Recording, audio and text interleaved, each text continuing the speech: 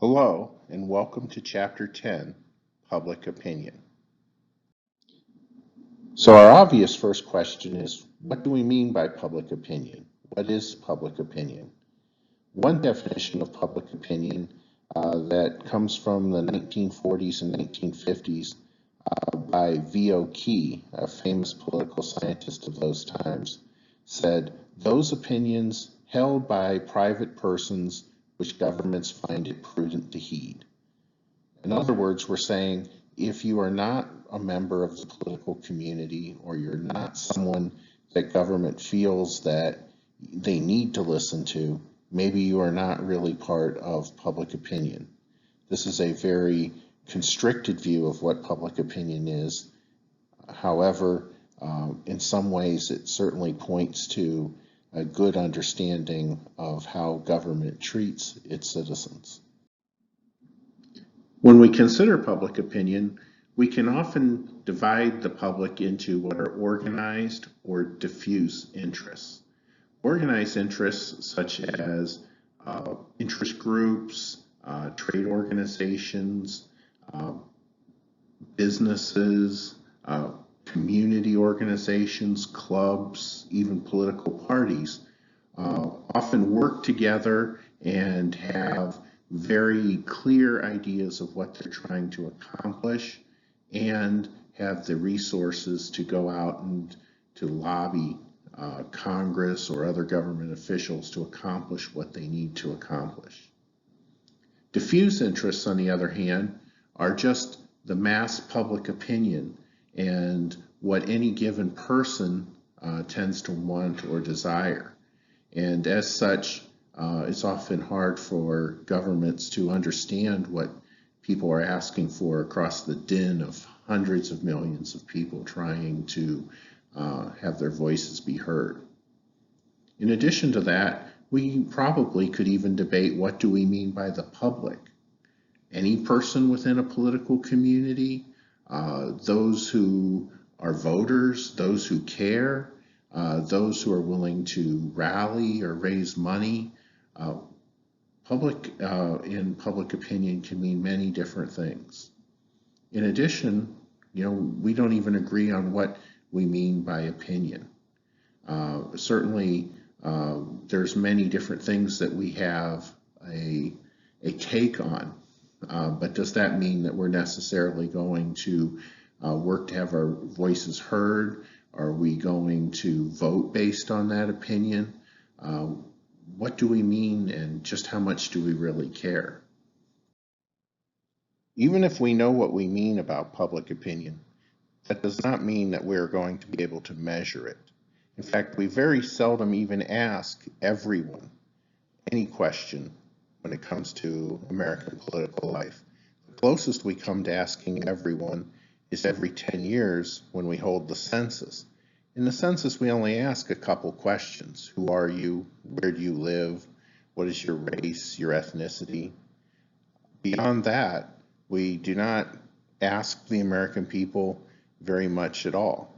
Now, on the other hand, we can ask a sample, and when we do, we run a risk that that sample is not going to be representative of the entire population. Now, even if it were representative of the entire population, there's a question as to whether people actually hold public opinions before the questions are asked. There's all sorts of things that we don't have a formed opinion about. However, when we're asked, then we begin to try to formulate in our mind what we mean, what is meant by the question, and how we feel about it. Some issues are actually not very important at all to us, but when we're surveyed, we tend to feel an obligation to give an answer. Now, some questions are, and some issues are very salient. Salient meaning they stand out, they're important, they're critical. And it would be important for us to know, useful for us to know, which are the questions that people care about in their day-to-day lives, even when there's not somebody standing in front of them or a computer prompt asking what their opinion is. And of course, there is always the problem of bias. Now, this could be bias in the selection of participants, but it could also be bias in the questions. Some questions we can ask actually seem designed to elicit a particular answer. And we need to be careful if we're trying to find out what people actually believe, that our questions don't suggest to the respondent a particular answer would be superior to some other answer. So you might ask, what is the origin of public opinion? What is the origin of the idea of opinion as we talk about it? Well, where do the individual opinions that collectively constitute public opinion come from? We tend to talk about the idea of underlying attitudes. An opinion is, in many senses, an attitude, and an attitude is an opinion, but the attitude aspect of it captures the internal workings in our mind, the organized and consistent manner of thinking and feeling and reacting within the mind, whereas the opinion is whatever's expressed publicly. And so when we think about attitudes, we're thinking not so much what somebody answers, what the answer to a question is. Instead, we're thinking about what causes the answer to the question, what reaction occurs in the brain that then we modulate out as the opinion. So when one states an opinion, it's an expression of an underlying attitude evoked by whatever choice is presented. So perhaps you have a very negative belief toward a political figure, but not a strong knowledge of a particular issue other than whether he supports it or opposes it. So your attitude might be your beliefs about that political figure as much as it is the actual policy issue that's involved. And so attitudes are a little more difficult to tease out than just an opinion is. You ask somebody a question, they'll give you an opinion. You need to then determine what exactly is causing the attitude. Attitudes, though, are not an organized system of beliefs. An organized system of beliefs is commonly called an ideology. And most people don't have organized systems of belief. In fact, they have different values that compete for dominance or centrality in their decision-making process. When you have an organized system of beliefs, it constrains your beliefs. It constrains your attitude selection. And instead, what it does is it causes you to balance and weigh the core beliefs against each other.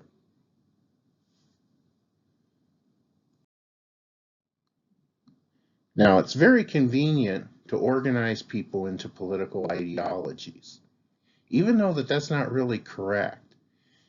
There's a couple reasons why the ideologies that we talk about are not very useful for us to understand people's beliefs.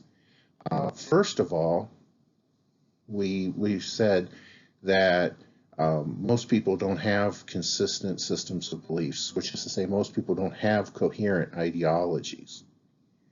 But also, it's useful to note that in other countries, the terms we tend to use for ideology in the United States we say conservative or liberal or moderate. But that's, conservatives and liberals, that means something entirely different in other parts of the world. Our belief in government control versus freedom and all of this is often unique to the United States, at least in how we term these beliefs. In fact, you'll see in other parts of the world, for instance, that liberals and conservatives are fairly likely to work together politically, as opposed to other belief systems.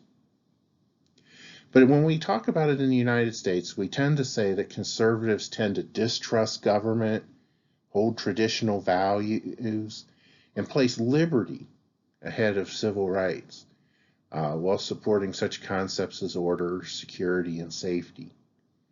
Liberals, on the other hand, tend to trust government to end economic and social injustice, much more than conservatives would, to tolerate non-traditional and minority values, even at the expense of democracy, and then often at the expense of ideas like security and liberty as well, which is strange because, after all, liberty is, it's that same root word, liberty and liberal. Many people, of course, don't fit well in either camp, even though they have a well-ordered system of values. And part of this is because maybe conservative and liberal isn't really the ideological spectrum so much as is a way that we've chosen in this country to organize our political debates. So if most people don't have ideologies, what do they have? Well, they certainly have a range of core values that are in constant competition with each other. Liberty, equality, democracy, these are three values that are often referred to as American political values. Certainly, people claim to be in favor, right? These are valence issues, things that everybody is in favor of, and you struggle to show that you're more in favor of them than others. Although in reality, there's often a debate over which of these should, all well liked, which of them should be primary. You add to this the concept of security. Now, not everybody thinks of security as being as important a value, or at least that's not what people pay lip service to. I guess it's a first world, and even a first world during good times problem, to be able to say, well, if you're willing to trade liberty for security, you don't deserve either, right? That's this famous quote we hear all the time. But on the other hand, if you don't have some modicum of security, what good is liberty or equality or democracy? And can you even have liberty if someone can take away things from you on an individual basis without any recourse? Now, much as liberty, equality, democracy, and security are the things that we normally associate with political debate, there's other possible values that you could hold very high. In fact, that you could utilize to organize your belief structure. Religious faith and principles are very common concepts that people use. Pacifism. I have an aunt who believes that pacifism and even lack of conflict is the most important of all values. She's willing to fight you if you disagree with her idea that pacifism is important. And then hedonism, right? When I say hedonism, I mean this belief. You see it on memes all the time. They say YOLO, right? You only live once. And if you only live once, why would something relatively inconsequential, such as democracy, why would you dedicate your life to some abstract principle when there's the opportunity to have a pleasant time today? Certainly, a lot of people, whether they're willing to admit it or not, place hedonism really high in their core principles, and many others. I used to have a list of like 20 of these, and some more debatable than others. But maybe while you're stuck here in quarantine, you can think about, what are the values that really motivate you? The more broad, abstract concepts that you find most important. Maybe you'll say faith or family or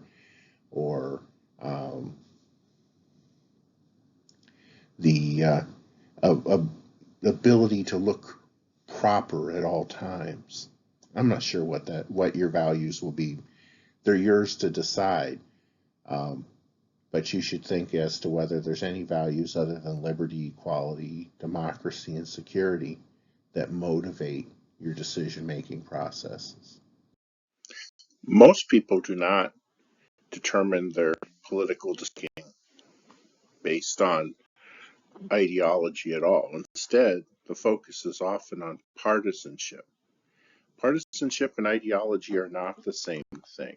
Partisanship, as we've talked about before, involves the team you belong to, the organization that you most associate with.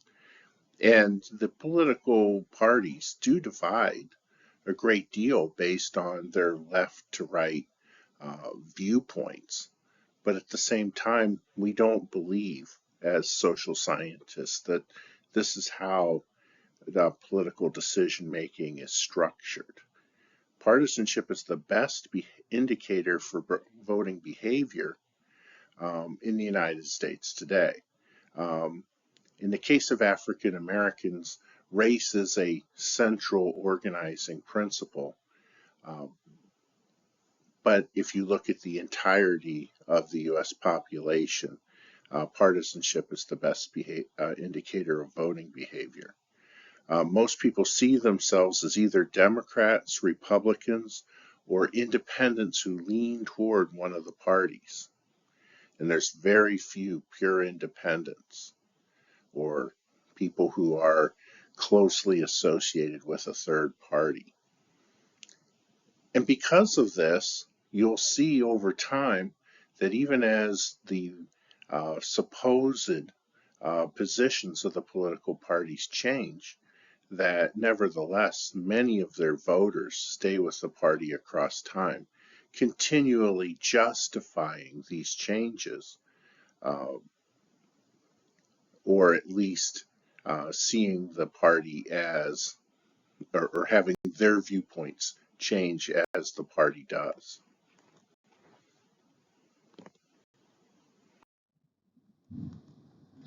Now, none of this would be important if partisanship was something that changed with every election. If the vast majority of people reorganized themselves politically after each election, but it turns out that party identification is persistent, psychological, and efficient. Persistent that it doesn't change, psychological because there's an attachment. People don't say, I tend to vote with the Democrats. They say, I am a Democrat. And efficient. A great majority of the time, if you do not know very much about a candidate, but you vote for the candidate of your party, you'll be voting for the person who you would have chosen even if you had learned everything about that candidate. Sometimes you're wrong, but the great majority of the time, it proves to be a very useful cue to save time. Partisanship often precedes your attitudes. Oftentimes, your beliefs are taught to you, or socialized to you, or given to you by listening to the leaders of the political parties that you already belong to. And so do you have the belief you have because you're a Democrat, or are you a Democrat because of the belief that you have? Often that's impossible to tease out. I said earlier that race and ethnicity are very important in determining voting patterns and beliefs. The sharpest differences of opinion between major groups in U.S. politics occur between African Americans and whites. Um, and not surprisingly, the biggest gap is on issues related to race. This could involve things like discrimination and effects related to discrimination. Other areas of differentiation are found in greater support by African Americans for government services such as jobs and healthcare, and less support for defense spending and the death penalty.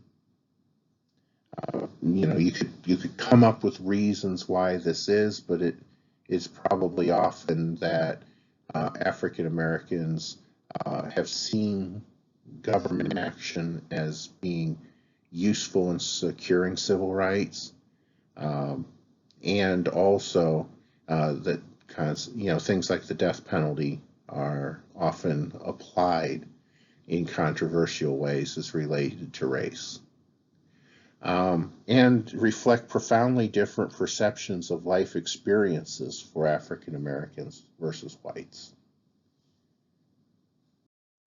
When compared to race, uh, gender has a much smaller impact on voting. In fact, you might see that a clear portion of gender differences in voting are related to two things. First, um, women, at least amongst minorities, tend to vote at much higher rates.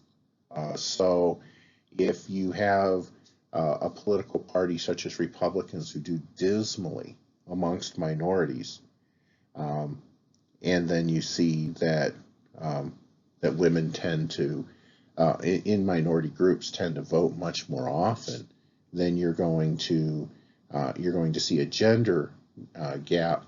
What that is really, in many respects, the racial and ethnic gap that we talked about in the previous slide. Married people tend to vote almost exactly the same.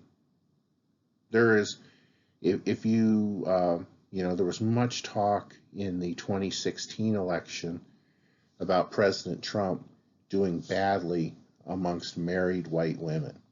But as it turned out, President Trump won amongst married white women. It is actually amongst single men and single women where you see the largest gender gap. Single men are much more likely to vote for Republicans than single women. Um, you could probably create a explanation for that, but you see that between men and women, barely a double-digit difference in voting in most elections. So when you compare this to African Americans and whites, and Latinos and whites, and Asians and whites, like I said, the breadth of minority groups, gender is a very small demographic difference. Single versus married, now that is a very big difference. In addition to race and gender, there are several other factors that influence voting. I list some of them here. Republicans are more likely religious, more likely middle class or wealthy, suburban or rural, and older. We've seen some change over the last several years in the uh, income patterns between the two parties, with the Democrats being much more likely than in the past to have a large number of people who are very wealthy who are Democrats, whereas in the past that you would have seen that as a area where a great many Republicans would be. As they age, people become more religious, wealthier, more likely to be suburban, and older.